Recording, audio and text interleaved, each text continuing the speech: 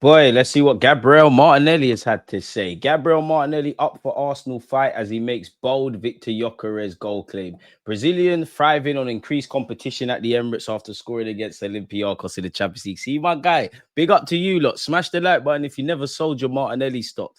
Definitely smash the like button if you did. And better yet, also smash the like button if you didn't sell your Odegaard stocks. I just want to say one thing. A lot of you lot on my channel are getting on to me. Oh, did you told me Zubamendi's better than Partey. He's going to change our lives. He already changed our lives, blood. He's better than Partey. Definitely part of 2024, 2025. Anything past his first two seasons. Trust me, join the Zubamendi hype train. He's been nominated for not only goal of the month, but player of the month in the Premier League. Hey, damn my thoughts. Am I shameless? Yes, I am. But the Premier League dons did that. But staying on task, Simon Collins has said Gabriel Martinelli says competing with Vinicius and Brazil's other forwards has got him ready to fight for his place at Arsenal. Come on, my guy.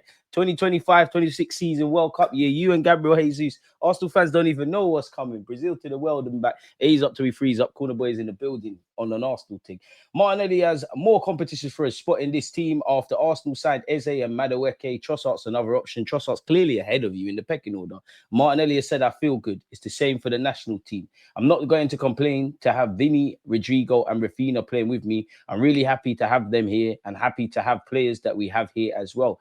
Serious comments from a serious guy. Rodrigo, Vinicius, Alberto will contact you. Semenyo, same settings. With the signings that we brought in, we've got a huge squad now. Yes, we do. Never thought we'd get here. Big up. You know what? Shout out everybody, really, because we're very critical. So let's try to use this squad because it's a long season. Everybody knows it. And sometimes we have injuries, and with a big squad, we have more opportunities to win the game. We play for Arsenal. We have to use every single one that is available. So if someone gets injured, we're going to try to use someone else. This is why we have a huge squad right now. I mean, I want to play every single game. And as I said, I'm going to help the team as much as possible. The manager is the one that takes the decisions. We have to respect him. And when I have the opportunity, I always try to give my best. And then he's gone on to speak about Gyökeres allegedly, people. And Martinelli's not worried, though, about him, despite the fact that he's failed to find the net in his last 5 games, and believes Gyökeres could score as many as 40 goals this season, especially if Martin Odegaard is feeding him. I don't know about that. I hear it, though. Gas him up. 15, 20 Premier League goals. Anything you do beyond that, that's your business, Gyökeres. As much as I feel last season, pre-season, every game excluding Nottingham Forest and Newcastle, we haven't necessarily created clear-cut chances, regardless if you scored a whole heap of goals or if Gyökeres has scored. Not going to lie, I still maintain elements of that. But I do think keeping it true, the last 2 games, the manager set up the team and done everything well in terms of the tactics, in-game management, letting the players do their thing in the final third. And as I said, although I don't feel there's been clear-cut chances, let's be honest, Gyökeres, you haven't done, the decision-making hasn't been good enough in the 2 games that I've just said, Nottingham Forest and Newcastle. And also, taking myself back to the Bilbao game when you had that break, I think little bits and pieces with the decision-making, like, again, I'm not a professional footballer, but when to just hit it, when to take an extra touch, when to take less touches, when to take it on your left, when to take it on your right, when to delay and wait for a defender to commit. These are things Gyökeres needs to get up to. I just want to say the tacticals talk bullshit because remember they said Gyökeres ain't got no general play. In fact, he's doing the general play thing a bit like Havertz and Marino. It's the goals that we want to see. But anyways, we are really happy with him. We trust him. We know his qualities. He's one of the top strikers in the world right now. We trust him and we're trying to give him the confidence to score and to do his best on the pitch to help us.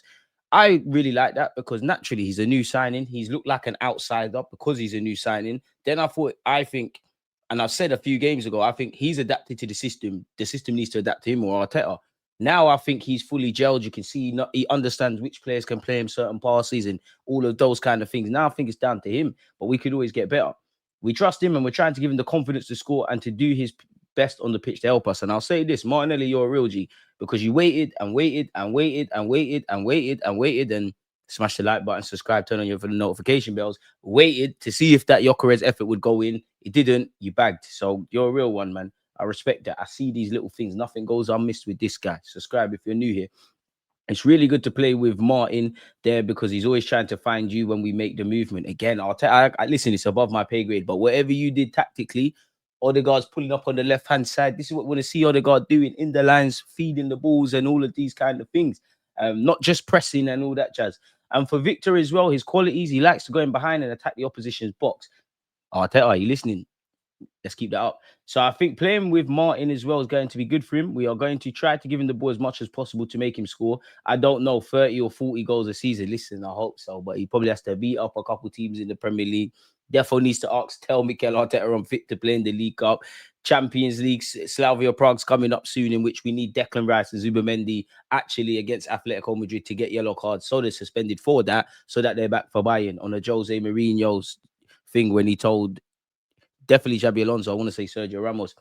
I hear that. 40 goals is a mad thing. I wish we could do that, but that's a madness. Trigger warning, PTSD warning. Gerard Hillett was involved in a PGMOL protocol being broken in Arsenal's 2-1 win at Newcastle on Sunday. Just what I want to see. But I'm reading it, so you'll have to see it. But it's not the referee's fault, and maybe it was the way forward in terms of officials giving a bit more detail following their decision. Brother, I don't, without reading this, I hope it's clickbait. I don't care if it's him, his dons at Stockley Park. You keep doing this to all football fans. Arsenal fans, we're frontline when it comes to referees injustice. They told us stop moaning.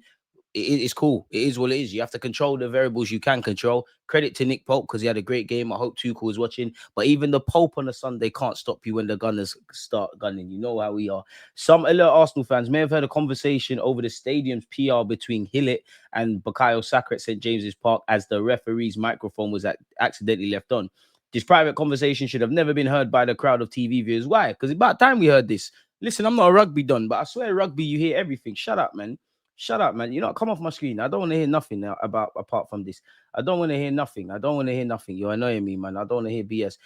We're being linked with a lot of young players, people. Andrea Berta targets classy Milan star in eye-catching Arsenal move. Arsenal have reportedly switched their January transfer gaze towards another talented defensive talent. Bring them in, following a similar path to one they trod when capturing Italy international Calafiori in the process, trying to skip past the Tosh. Reports from Italy, take it with a pinch of salt, state that Arsenal are interested in signing young AC Milan talent Davide Bozzaghi. Apparently, he's in line for a rare start against Juventus on Sunday due to Estupiñán's suspension. So he's someone that's able to play as a left back. Apparently, some journalist has spoken on social media. Arsenal are interested in Bertasaghi. They've made no offers. Bertasaghi is a player who's received high praise from former Milan players. For example, I know Allegri, who isn't a Milan player, but is a coach, really likes him. He would swear by him. For now, he's picking Estupiñán above all. They say he's better than a fifth choice role, a third choice left centre back, while Pavlovic plays, for example. I mean, it doesn't surprise me. Apparently he's being followed. We haven't made any offers. He's under contract until 2030, so he's got 5 years. And if he's a young player in line to start and gets a run of games, he's going to sign a new deal. I don't really believe Italian rumors anyways, because, Locatelli, PTSD. I hear it though. And, we want the best players, whether they've got resale value or can be sold on. Why not? But there will be some Arsenal scouts at the Allianz Stadium on Sunday evening to follow Bertasaghi. Let's not forget that Arsenal watched and signed Calafiori from the Italian league. And obviously, you could say Kivior and Tomiyasu, who are not Italian but played there. They are following Bertasaghi. This is a rumor, which doesn't mean he'll go to Arsenal, but it doesn't mean there are interested teams. It does mean there are interested teams. Apologies. Especially one for this boy whose qualities we've yet to discover, but keep an eye on the Gunners. Apparently, Arsenal, Real Madrid, Barcelona, Manchester City are among those tracking Mexico's next big thing, Gilberto Mora. Is that the Club America player? I don't know, people, but there you have it. Apparently, Arsenal are set to build upon William Saliba signing new terms with another player, people, Timber. Now, we all expect that, in my opinion, once Bukayo Saka signs a new deal, Timber. You all saw what he did last season post ACL. You also how he started this season. Let me know. Do you lot actually think he's the best left back in left back? He can play left back. I'll back him. Best right back in the Premier League. I think so. In world football, I don't know where he ranks, but probably deserves it, to be fair, if I'm honest with you. So yeah, big up Berta for doing what he's doing there. Arsenal keeping tabs on Real Sociedad 19 centre-back Jean Martin. So we're always trying to future-proof. Maybe these guys can impact the first team. Maybe they could push existing options. Maybe we're just, because one day Saliba probably is going to go Real Madrid. Gabriel's 27. He's going to be here forever.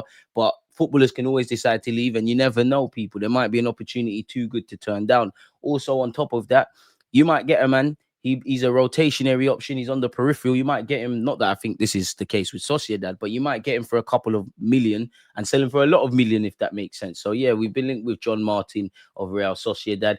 If Adam Wharton doesn't sign a new contract at Crystal Palace, there's kind of a gentleman's agreement next summer that he can leave for somewhere in the region of 60 to 65 million. Kind of in a gentleman's agreement. Gentleman's agreements, anyways, are brazy. Me bring him. And it is why Ben Jacobs will take that with a pinch of salt. For me, Adam Wharton, and Semenyo should be on the shopping list, if I'm honest. But let me know. Apparently, we are demanding a fee of around 30 million to sell Gabriel Jesus. AC Milan believe the fee is too high for them, but Everton are considering making an offer. If we get an offer of 30 million in January, I reckon he's gone. Saka is set to become the first Arsenal player to earn a weekly salary of over 300,000 when he signs a new contract. Currently, Kai Havertz with 280 grand a week is our highest earner, as is Jesus. Jesus won't be here next season. It'd be interesting to see what happens to Kai Havertz. I know Arteta likes him. I know people don't really give him his respect, but obviously if Gyökeres is doing his thing, if Eze, Wanyeri, and all these guys are doing their thing, it's not to say Kai Havertz can't coexist, but could you get someone that occupies that Kai role for significantly less? William Saliba deserves his piece. Odegaard obviously signed a new contract not too many years ago. So it makes sense, really, to see Declan Rice, Gyökeres, Kai Havertz, Gabriel Jesus. Remember, these guys obviously joined our football club for big money. So it'd be interesting. Keeping up the theme with Andrea Berta and looking at young players, apparently with an eye on January next summer, Arsenal and Andrea Berta are looking to sign an exciting young winger with bags of potential. They've sent their scouts to watch the following players: Pablo Garcia of Real Betis, Bazumana Toure of Hoffenheim, and Jean Mateo Bahoma of Frankfurt. So, boy, it'd be interesting to see what we do.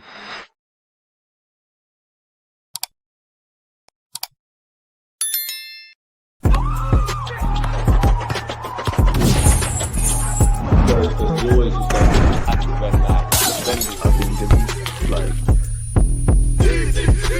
think